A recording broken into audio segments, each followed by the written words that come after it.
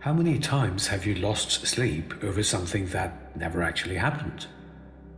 How often do we anticipate disasters, imagine worst-case scenarios, and build up fears in our minds only to realize later that reality was never as bad as we thought?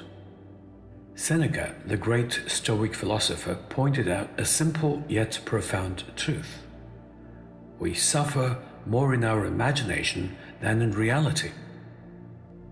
Our minds have an incredible ability to create stories. Unfortunately, they are not always pleasant ones.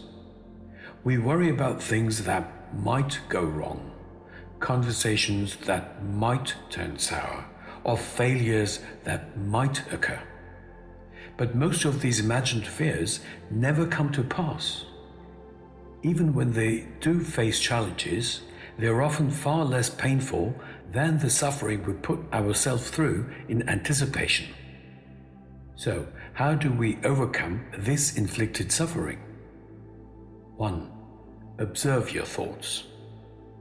When you catch yourself imagining negative outcomes, pause and ask, is this actually happening, or is it just my mind playing tricks on me?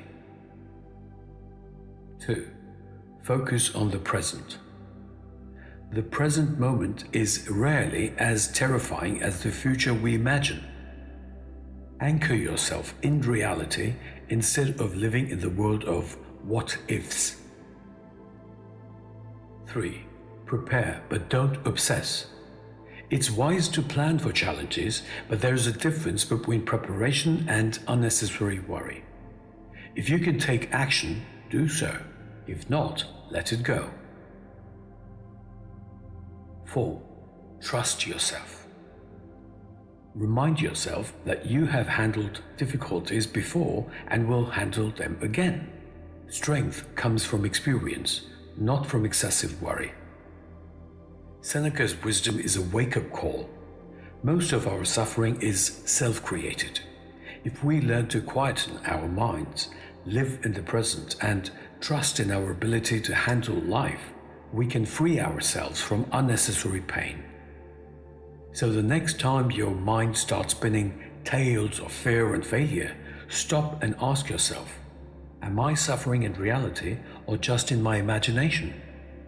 Let go of imaginary suffering and embrace the peace of the present moment. 2 mantras that have always helped me even in life-threatening situations are: 1. So what? It could have been worse. 2. What next? Krishna says in Shloka 6.6 of the Srimad Bhagavad Gita, the mind is the greatest friend for the one who has conquered it. But for the one who has not done so, the mind is the greatest enemy. Why does it always have to be me? When this thought appears again in your mind, do not argue with it and do not console it. Ask 3 simple questions instead. 1. Is this actually happening right now? 2. Can I deal with it when it does happen? 3. And if I cannot, is worrying about it helping me in any way? This shift from emotion to clarity is the foundation of inner strength. If you want to understand the mind in this way, deeply and without superstition, I have explained it step by step in my book, The Ever-Relevant Gita, a present-day rendering in English.